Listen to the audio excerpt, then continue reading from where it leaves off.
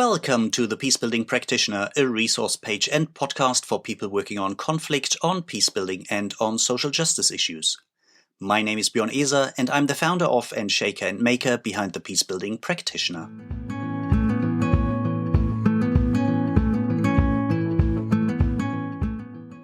Welcome back to Season 3 of the Peacebuilding Practitioners podcast. Season 3 is all about digital peacebuilding, this highly complex, tremendously exciting, often messy and quickly developing intersection where emerging technologies and the digital world on the one hand and conflict transformation, peacebuilding, human rights and social justice work on the other hand meet.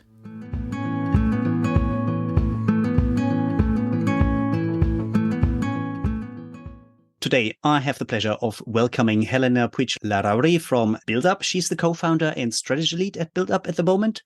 Helena specializes in the integration of digital technology and innovation in peace process, and she has quite a keen interest in civic dialogues. And for us here especially is her understanding of conflict drivers and how they show up in digital spaces. So welcome, Helena. It's a great pleasure having you on today's episode of the Peacebuilding Practitioners podcast. Thank you for having me. It's great. Thanks for making the time. Helena, I introduced you a bit. What else do you think the audience should know about you before we actually dive into the topic so that they have an idea where's all this information coming from? I think maybe one thing that's useful to know is that I come from the peace building field and not from the technology field. So I'm a peace builder who interacts frequently with technologists. I'm not a technologist who has gone into peace building. I used to work at UNDP. I ran a peace building program in Sudan for a number of years, and I'm still actually an advisor to the UN's DPPA. So I think that journey from peace building to technology is what has informed a lot of what I will be sharing today. Great. That's very close to my heart. I'm also coming from that side and only recently dived into digital peace building, but it's great because on some of the other shows, which will run partly before your interview and partly after your interview, there are people who come from the tech side or people who come from completely different sides. So I think that should be quite informative. Before we get started, you say you come from the peace building side with plenty of hands-on experience or proven track record of decades in the field. So before we get started, what is actually the definition, so to speak, you work with when we talk about digital peace building? What is it that forms your understanding in this still emerging and partly also disputed field and the terminology we use? I think digital peace building is comprised of three things, and people sometimes don't know which one they're talking about or aren't clear about which one they're talking about. I think it is firstly how we refer to peace building programs that use digital tools, leverage digital tools to increase the reach or impact of their work.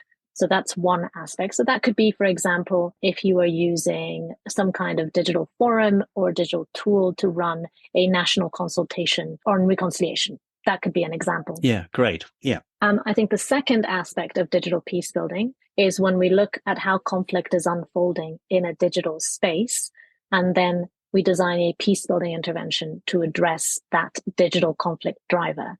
Yeah.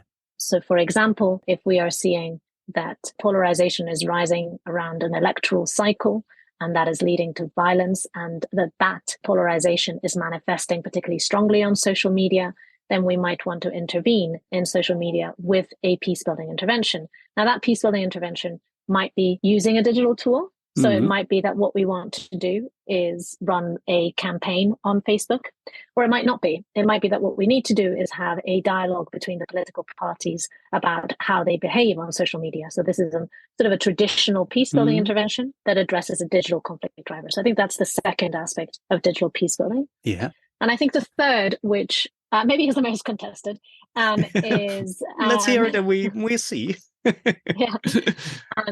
Is essentially how peace building can inform the design and affordances of technologies. So specifically, an understanding of social cohesion and of conflict drivers and of conflict transformation can and should inform how particularly digital media platforms are designed. Yeah, great. I think that's really good to know for us, kind of having these three different aspects. And as you said, probably the last one is the one which is most contested or where we have also most problems coming to terms to. Yeah. While seeing it every day in our lives. And at the same time, I think there's lots of great stuff happening, especially if we take a rather wide approach on peace building, social justice issues. And I think just yesterday, I think it just came out yesterday, the new book from Joy from the Algorithm Justice League, Unmasking AI. I started listening to it this morning and others, the weapons of math destruction and others, I think where we at least come closer together and get a better understanding. Great. So now that we have your understanding, and probably keep that in mind, audience out there, if we now look at the work of BuildUp, and you've been around for some time, and you specifically set out to say, we want to transform conflict in the digital age, and we want to look at, I think you call it, new tools for old problems and old tools for new problems. And especially, you just mentioned social cohesion, and what does it mean having new dynamics influencing conflict on the driver side, as well as on the possibility, the potential to address them side. So what is currently the work that BuildUp is doing? What's the most thrilling part of it? What's the most challenging part of it? Maybe I'm going to use those 3 categories of digital peace building to answer this question, just to keep it simple. I think when BuildUp started, we were very squarely in the first category. Okay. Yeah. And our motivation was basically, this was 10 years ago. It was the time when hackathons were very popular, right? And so the idea of a hackathon is you throw a big policy problem at a bunch of coders and a bunch of techies, and they'll somehow hack it. So, you could hack peace, or you could hack health, or you could hack public education, or whatever it was. And I think, there was a lot of energy behind that. But I also felt, having attended a lot of those hackathons and a lot of programs that were designed with that in mind, that it was very naive. Because actually, most public problems, and of course, conflict transformation and peace building is no exception, are extremely complex. And so my sense was that what you needed was actually to teach peace builders to be better product managers. In other words, to teach peace builders to instruct and work with technologists on solutions that would address their problems. So that was the start of BuildUp. The idea of BuildUp is, how can we basically, a lot of the work that we do and that we continue to do now, is we work with local organizations around the world. We look at their ongoing peace building programming, and we have a process by which we discuss where here would a technology that increases your reach or impact really be transformational to your program. And then we work to kind of either, take something off the shelf and just adapt it, or build something in order to achieve that goal, and then hand it over and make it sustainable within the programs. So if you want, I can give a concrete example. So right now, that would be nice. Yeah. So right now, I'm involved in a project at BuildUp that's working in Guinea-Bissau with an organization called Wushti Buzz, which is a local NGO that's been working in peace building for many years. And they collect a lot of information about incidents of conflict and how local reconciliation mechanisms are working on them. And then they write these reports, and basically very few people read the reports. That happens to a lot of peace building NGOs. And also their idea is to really involve more people in kind of discussing, okay, if we know this is what's happening, what do we need to ask of the local government? And also, what can we do as a community? And one of the challenges in having those discussions is it's expensive. It's expensive to get people together, etc. So we looked at all of that, and what we are doing right now is we're building a very simple WhatsApp bot that will walk people through the report. So rather than getting a PDF report, they get a little message from the bot that says, okay, would you like to look at the different actors, the different themes, the different resolution mechanisms, etc. And then they just get basically a series of infographics and videos that can walk them through the report. But it's all interactive on a WhatsApp bot. WhatsApp is very accessible, so it's a good way of doing it as well. And then at the end of it, it offers them the possibility of engaging in a discussion forum, essentially, where they can post. So there's a question, which is essentially, how do they think that, I can't remember the exact phrasing, but it's basically, how do you think that responses to these conflict incidents should be managed? And they can input their response, but they can also vote on other people's responses. It uses a platform called, it's a platform called Polis, which I think is really great as a solution. So that's like an example of the kind of work. Oh, that's great. You just mentioned that. And I think all of us in the field know this thing of, even if you have the most thrilling data, the most pioneering research, maybe with involvement of people who hardly ever have their voices heard and can do it in their own language. And then, as you said, it rots away on a shelf somewhere. And not just that the resources might not be put to best use, but also that the insights are very often then being lost. Yeah. And I think this idea of that people actually are led through, and through their engagement find what they're actually looking for, but at the same time stumble across other jewels and other people's opinions and takes on these things, I think it's great. Is that an off-the-shelf software, or is it something you developed, or is it something which is in between, something which is open source, can be adapted and yield results in whatever environment, in whatever tech environment and digital literacy environment we're faced with? As with most of the work that we do in this type of intervention, it's not like we've developed a software or we have purchased a really expensive software. It's more like we've taken all these little bits, and what we've done is we've put together a really nice process. So it's actually really simple. We are building a bot, an interactive WhatsApp bot, using a thing called Landbot. You need a subscription, but it's an off-the-shelf bot builder. And so we're building that bot. And then when you get to the end of it, you get a link to the consultation platform that we're using. It's called Polis. Polis is open source and free to use. And so that's also kind of, we're just using that. But I think what's interesting is okay, so you've got this, but the point is we've put the two together. And also we have a way of getting this out to the people who need to be engaging with it, right? So it crosses around those tools. That is, I think, what's actually digital peace building as opposed to two digital tools. I think it's a great example. And it's nice to see how tech and also some of the things which very often have a, I think also for good reasons, a bad reputation, some of the Meta products and WhatsApp and others, we say, well, how can we still make use? Because that's what people use. That's where people feel confident with. And that's just what we have to work with. I think it's an amazing example. Yeah. So you asked me, what is the kind of work that we're doing? And I said, this is where we started. Yeah. What I wanted to say next is that, about 5 years into doing these kinds of projects, which we still do loads of, obviously, witness this one that I just gave as an example, we realized that a lot of the local organizations that we were working with were really struggling with the conflict drivers that they were seeing appearing particularly in social media, but also in other digital media and other digital spaces. And so we started looking at what could be done about that. And so a very big area of our work right now is to help peace-building organizations better understand what we call digital conflict drivers, which is mostly essentially polarization and hateful narratives and incitement to violence on social media and other digital media. And so we do a lot of analysis. We do a lot of social media listening and analysis in this respect to support conflict analysis. And then we work with organizations to design interventions in social media. To give a concrete example, we are currently working on a project in the Netherlands. And I'm very deliberately using this example because I also want to point out that peace building isn't something that doesn't happen in Europe and North America. It also happens there. And what we're doing here is we're essentially looking at how racist and anti-immigration narratives are appearing on social media, and then working with a group of young people to decide, based on this analysis, what kind of interventions in those narratives would work. If you want, we could call them micro-influencers.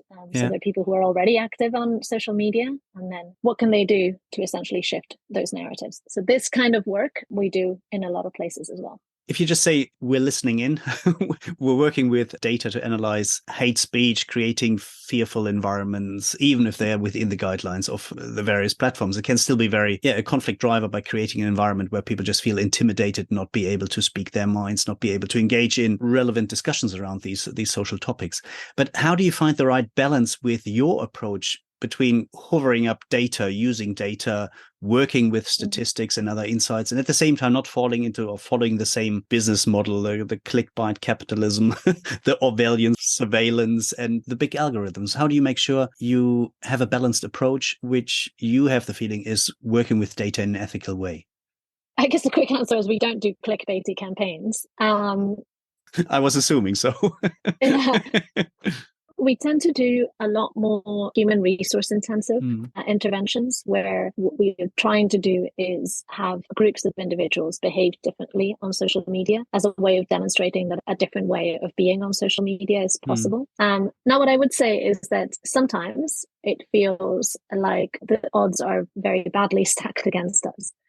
Because of the algorithmic driving of clickbaity and sort of nudging towards more polarizing content that you just mentioned. So I think that experience, realizing that the odds are really stacked against us when we do this kind of work, is actually what has led us to increasingly become perhaps not active, but certainly commenting on that third pillar of digital peace building, which is around essentially the affordances and the design of social media platforms. So I recently co-authored this paper on the algorithmic management of polarization and violence on social media with two colleagues, Jonathan Stray and Ravi Iyer. And what that looks at is just how difficult it is and what could be done to make it less difficult to do the kind of peace building and social cohesion work that we try to do. So That's my answer. My answer is that we try to model solutions that are not essentially leveraging surveillance capitalism.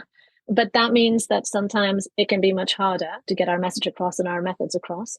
And so what we're trying to do now is to begin to advocate for the need for a different design that will make these kinds of interventions more impactful. Yeah. You just mentioned a study, and I must admit, I haven't read it. I haven't even looked it up. I didn't even know about it. Shame on me. Helena, what were some of the key insights where you said, okay, it's an uphill struggle. It's, the odds are not really stacked in our favor here. So what are some of the main findings in terms of challenges? But you also said, well, there is something we can do, or there's something at least we can be aware of and work with as a peace building, social justice, conflict transformation community that is interested in social cohesion, in diversity, in not extreme positions, but in creating understanding. What are some of the insights that would be worth sharing with the audience here? Yeah, I mean, I think one of the main insights from this piece of writing that we did is that, we know that social media platforms have largely responded to conflict through content moderation thus far. But moderation will never affect more than a small amount of objectively policy violating content. And when you expand content moderation, often what happens is that there's a lot more backtracking, a lot more biased enforcement, and a lot of controversy. And I think, a very current example of that is what is happening with Palestinian voices on a lot of the social media platforms, and the fact that there has been a lot of biased enforcement. One of the most egregious examples of that is that for a period of time, if you entered Palestine in your profile on Instagram, in the automatic translation, Meta added terrorist. And they have admitted this. It's public knowledge. There's articles about this, but they haven't explained how that happened. So this kind of issue, makes us think content moderation isn't going to be a great solution. So instead, what we look at in the paper is we look at essentially experiences that show that platforms often incentivize conflict actors towards more divisive and potentially violence-inducing speech, and also facilitate mass harassment and manipulation. And what we propose in the paper is that platforms monitor for the conflict-relevant side effects of prioritizing distribution based on engagement. So things like incentivizing divisive content, etc., and that they stop optimizing for certain engagement signals. So, for example, they stop optimizing for comments, shares, or time spent in sensitive contexts. We also look a little bit at how it might be possible for platforms to support the transformation from sort of destructive to constructive conflict by drawing attention to cross-cutting content using things like bridge-based ranking. There's a lot more in there, but I hope that gives a sense. Yeah, that's great. And probably also an incentive for the audience to actually have a look at that report without a chatbot walking you through. I think you probably still have to read it all by yourself, but I think that sounds great. And I'm sure going to put it on my reading list.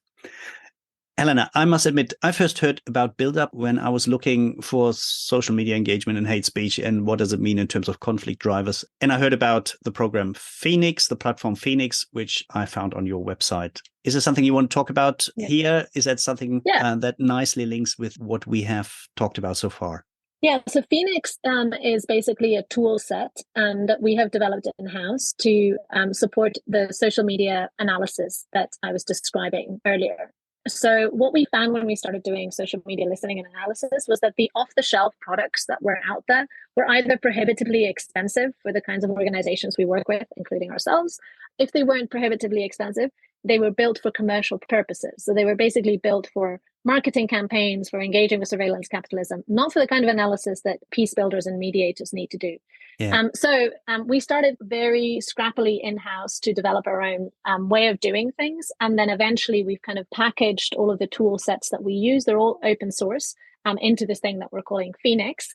So at the moment, Phoenix is an open source tool set, which you do need to be a little familiar with some coding to be able to run, but all the instructions are available and all the code is available. And our plan next year is to turn it into a platform where you just log in and you can do what you need to do. And what the tool set does is it essentially gathers, tabulates, classifies, and then visualizes social media data. And one of the most interesting things about that is actually that third piece, the classification piece, because what that allows peace builders to do is create their own classification models, which when you get to large amounts of data, if you want to look at hate speech, you need to find the hate speech in, the sea of data that you're getting. And so being able to build a classification model that automates that is really powerful. Yeah. Oh, that sounds exciting. I'm going to put the link in the show notes. So people who want to learn more about the current state of the set of tools, but also keep up on what's happening over the next couple of months should probably look that up. You just said you're coming from the peace building field, and then you had a look at teasing around or playing around with tech issues. And I think you come across as very confident in talking about tech. If you look at tech developments in the last couple of months and years, and also what we think will happen in the next year or 2 or 3, what are things in the emerging technologies, digital domains area that really make you hopeful in terms of social cohesion and peace work? And what are some of the things where you really think, this looks like another added challenge to our field of work? I think one thing that I've been worried about for a long time, and I'm more worried about now, is the added confusion that the increasing availability of AI brings to lots of things, including to conflict transformation work. Yeah. So I think that the biases in AI have an impact on conflict drivers. And I'm speaking slowly because I'm still figuring out how, and I think we all still are figuring out how. I don't think that's just me. And I don't think I quite understand the depth of that impact on conflict drivers. And I think that's also true about the availability of generative tools. So like a lot of the sort of like the ability to essentially produce deep fakes.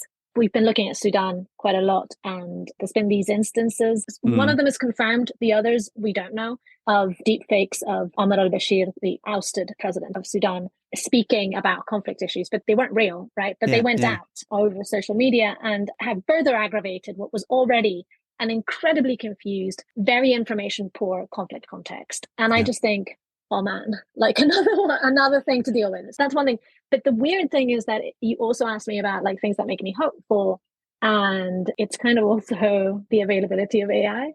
Okay. In what sense? In what sense? I think that the possibilities for meaningful, broad-based consultation are massively enhanced. So what I mean by meaningful is that like broad-based consultation that allows both for many people to feel heard and for that hearing to result in some kind of finding of common ground.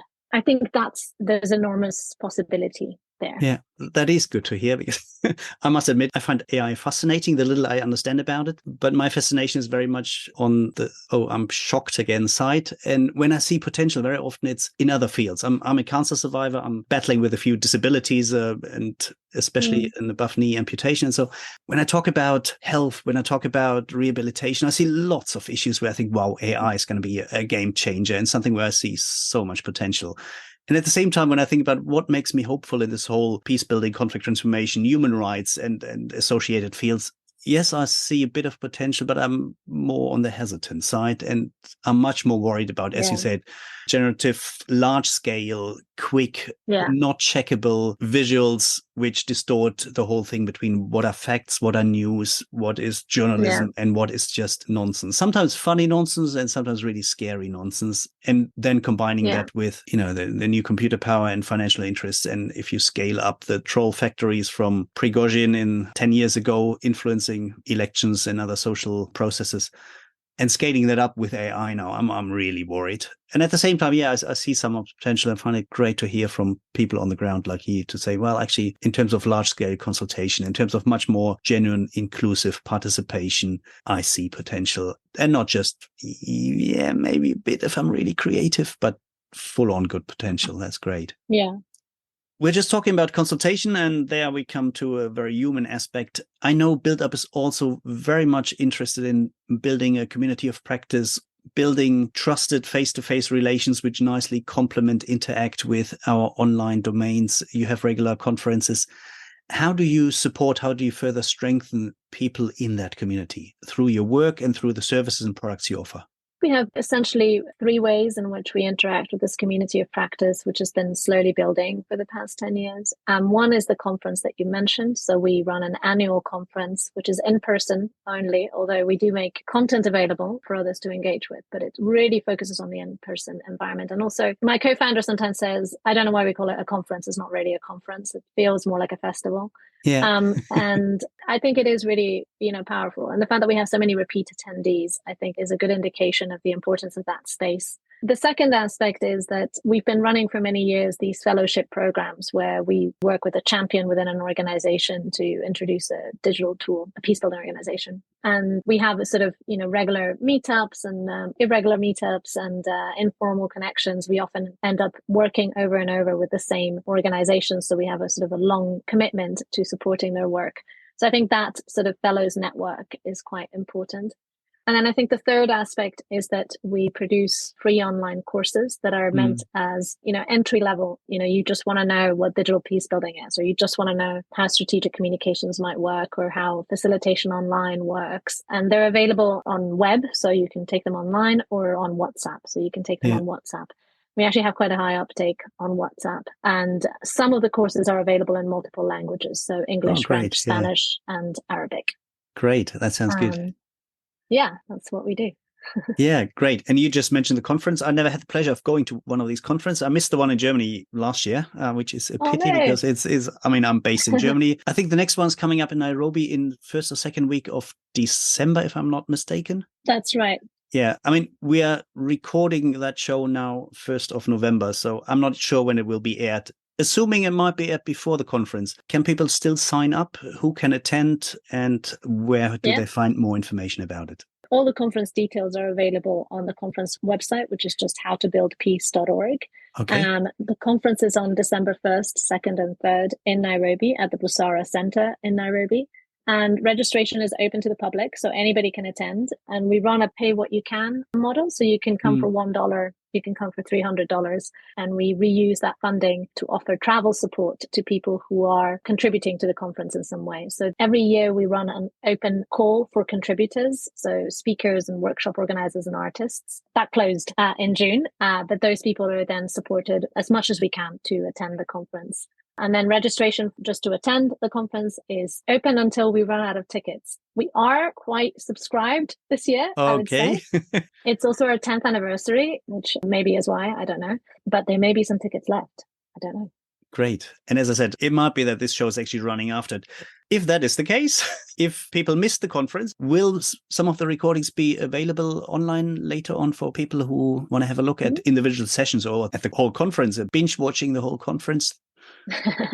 Yeah, so all plenary sessions, so anything that isn't a workshop is recorded and available on our YouTube channel, which is linked from the website, and that typically goes up a few weeks after. Yeah. And also you can plan to come next year if you missed it this year. We are not 100% sure of the location yet, but we are in conversation about a possible location in Asia. I'm going to put that in my calendar, but Asia again might be out of my league. Anyway, that sounds good. Time is running. We slowly come to an end. You mentioned the address from BuildUp a few times, so I think I'm going to put that in show notes. So if people want to learn more about your work and the resources you offer. Now comes the next one, and that's a bit steamrolling you. I don't know if you saw that in the notes. I ask all of the interview guests if they have one additional resource which is from beyond their own work. So something which is from other organization, another event, a video, a podcast, a piece of art, anything that relates to where digital and peace building meet, where emerging technologies and conflict transformation meet. Is there any resource you would like to share? I really like the work of the Center for Humanitarian Dialogue on social media codes of conduct, but there's not all that much information out there. So some other guest I asked mentioned your page, so I think that should be a highlight. That's nice. The free resources on BuildUp. Yes, I know what I want to highlight. The stage is yours.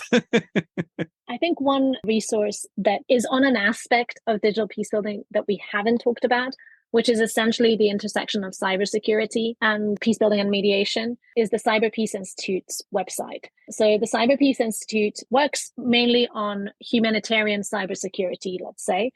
So it doesn't just work with peace builders and mediators, it also works with humanitarian NGOs, but it just has a lot of really great resources on cyber threats. So if you want to understand, what are different kinds of cyber threats, what is happening in Ukraine that I should know about in terms of cyber attacks and how that's impacting the conflict, they're just a great resource, and they have a lot of stuff on their website to look at. So that'd be my recommendation.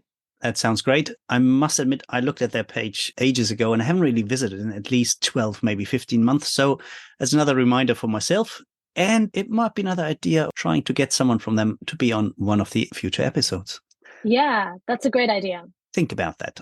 Helena, thank you very much. It's been a real pleasure. And thank you so much for taking the time. Thank you very much. And it's been great sharing all your insights, your experiences, and all the links to other resources around. Thank you. Thanks so much for having me.